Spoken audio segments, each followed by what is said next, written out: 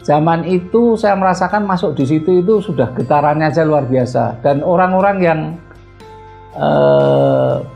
bersemedi di situ juga masih meditasi dengan getaran tubuhnya yang luar biasa, sehingga saya ke situ karena pertama kali juga agak bagaimana, tetapi saya nekat mendekati boleh dikatakan nisan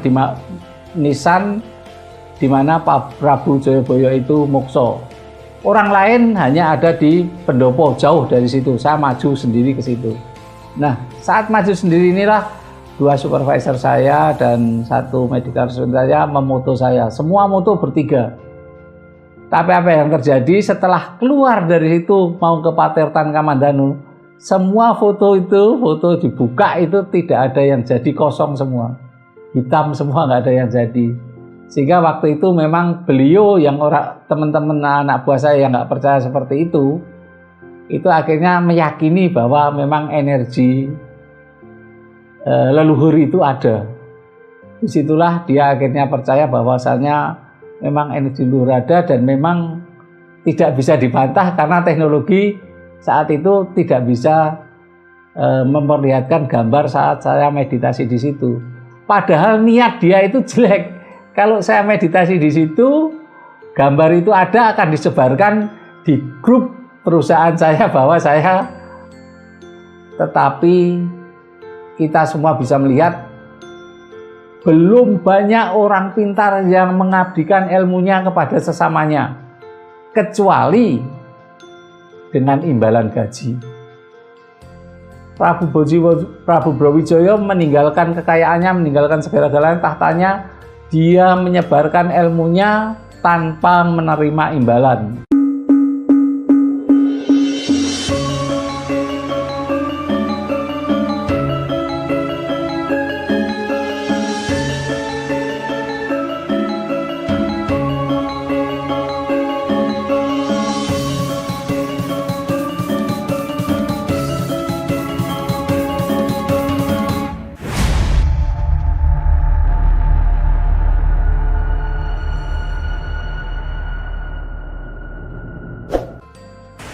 Salam rahayu Romo.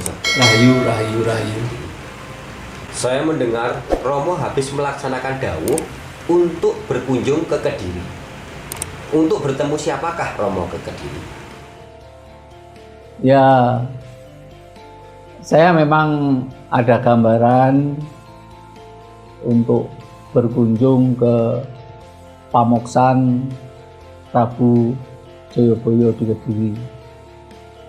Saya dulu waktu masih aktif bekerja memang sering berkunjung ke sana. Jadi saya ke Kediri adalah mengunjungi Pamoksan Prabu Jayabaya dan juga Patirtan Kamandanu, peninggalan Prabu Jayabaya juga.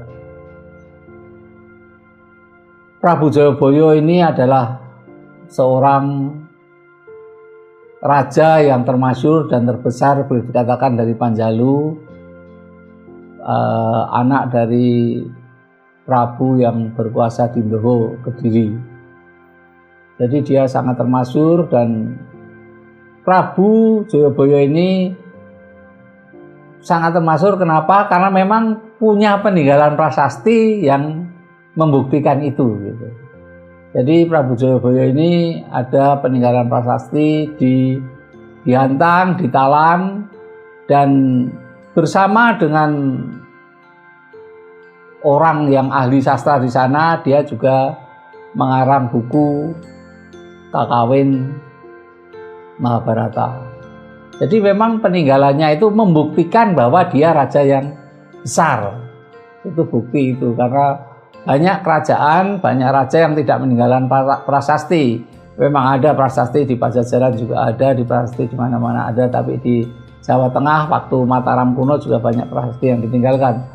Nah, ini membuktikan juga bahwa raja-raja tersebut adalah raja yang besar, dan ini bisa dibuktikan Prabu Jayabaya raja yang besar dan meninggalan prasasti yang bisa dipercaya sebagai betul-betul raja yang sangat berkuasa. Dan kita tahu saat ini Prabu Jayabaya itu dipercaya adalah seorang yang tahu masa depan.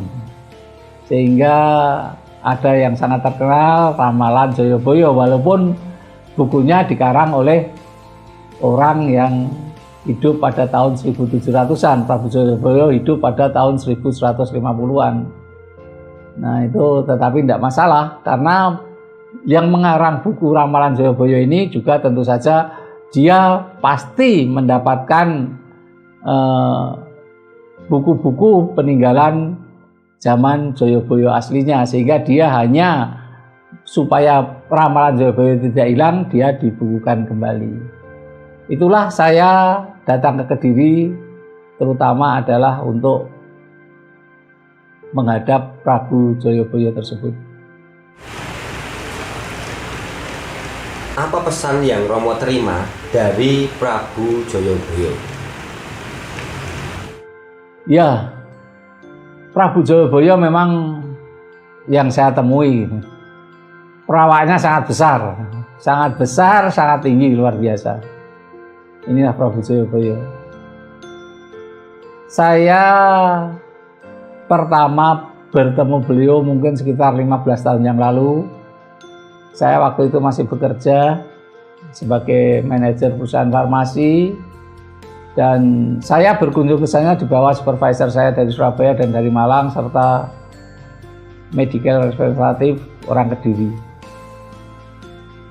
Saat saya ngesti dan diam di situ, waktu itu belum dibangun sehingga masih energinya sangat kuat sekali, saya merasakan sangat luar biasa.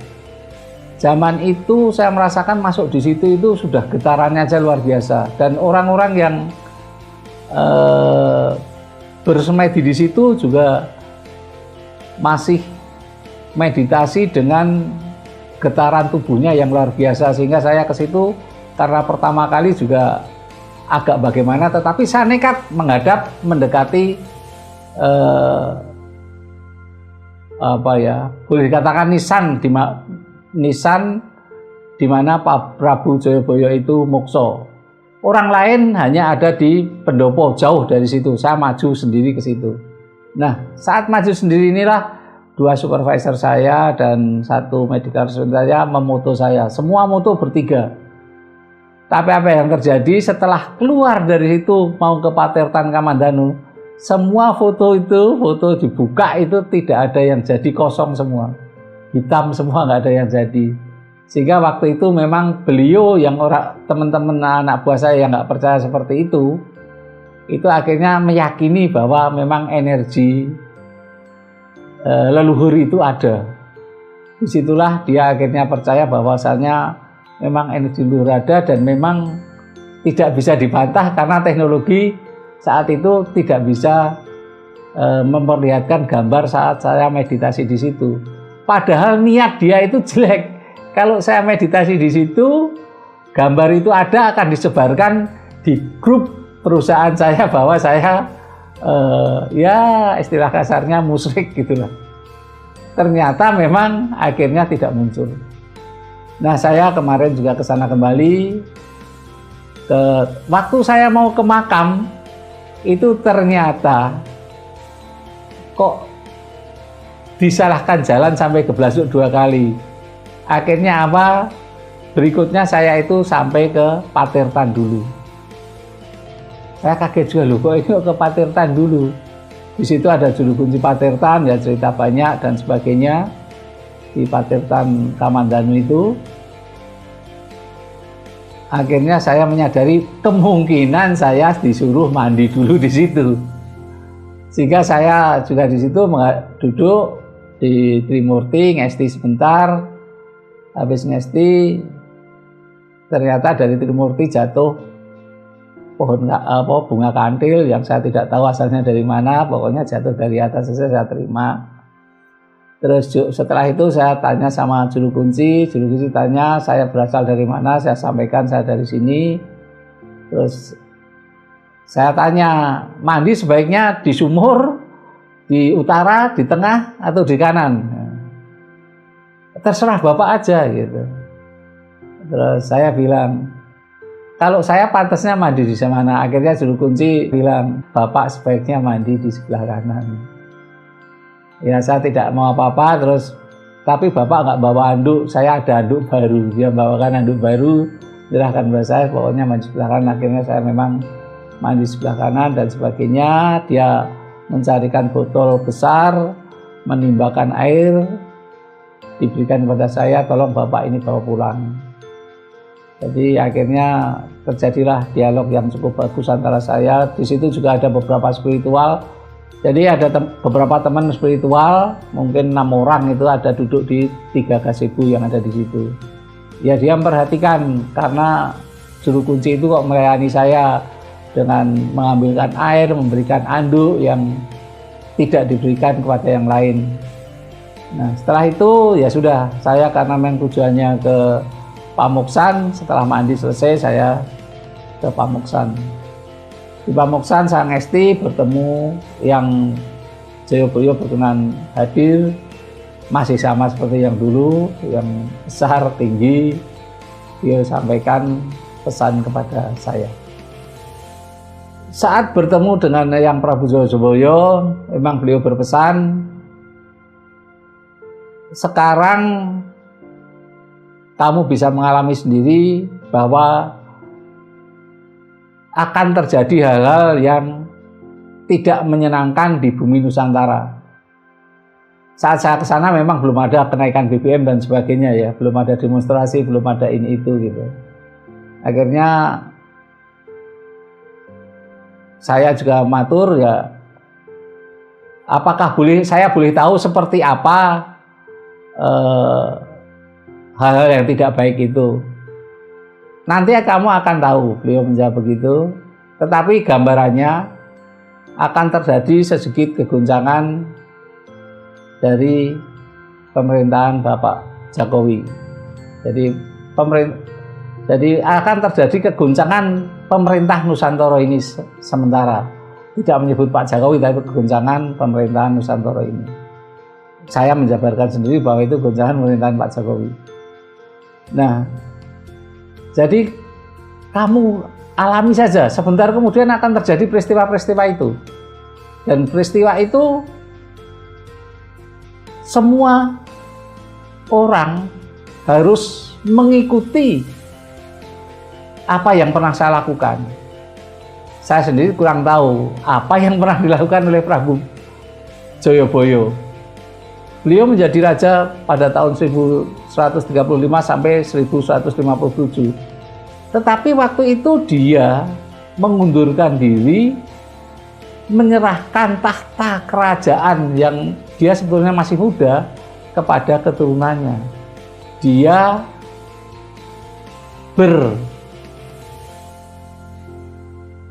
mati raga, bertapa, antara lain itu di Patirtan Kamandanu itu dia bertapa di situ. Dia mendirikan paseban atau mendirikan padepokan di situ. Bahkan dia meninggal itu setelah 20 tahun jadi resi. Jadi beliau menyampaikan kepada kami yang benar-benar saya tidak tahu bahwa dia itu meninggalkan kehidupannya yang sangat mulia dan enak itu, dia berkenan menjadi pertapa. Itulah pesan yang saya terima.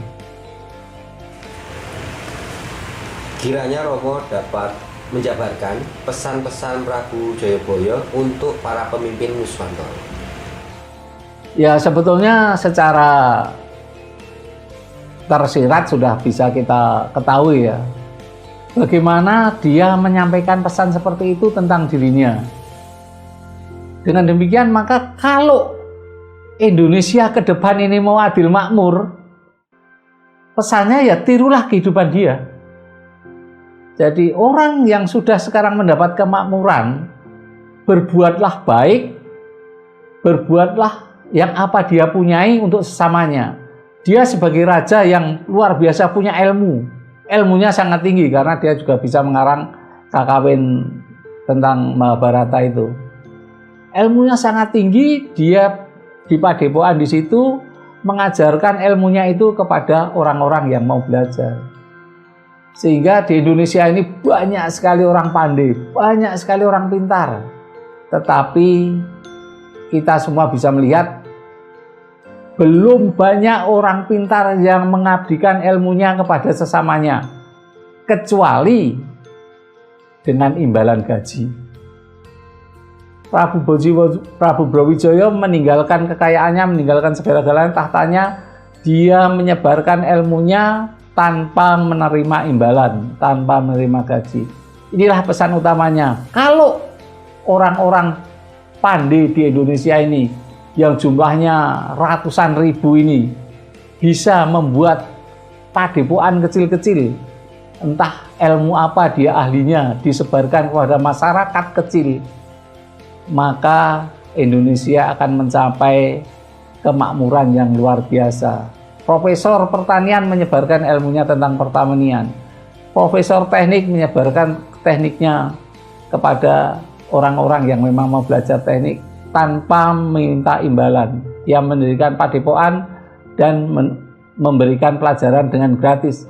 Kenapa? Mereka profesor, doktor sudah mendapat gaji yang besar dari pemerintah. Kenapa ilmu yang memang dulu kemungkinan dia dapat beasiswa pun, yang gratis ilmu itu dia dapatkan, kenapa tidak disebarkan secara gratis juga kepada masyarakat? Juga orang yang sudah jadi pemimpin, yang akhirnya menjadi anggota DPR, anggota MPR, ataupun eksekutif, jadi bupati, jadi gubernur, yang kekayaannya dalam setahun 2 tahun bisa meningkat 2-3 kali lipat. Nah, kenapa setelah kaya, dia yang dulu bisa hidup seperti zaman sebelum jadi gubernur, kok tidak menyumbangkan sebagian hartanya untuk orang yang membutuhkan? Kalau semua itu dilakukan, orang kaya dan orang pintar di Indonesia melakukan apa yang dipesankan oleh Prabu Jayabaya, maka kita yakin 20 tahun lagi Indonesia akan menjadi negara yang besar, adil dan makmur, dan sangat terkenal di seluruh dunia.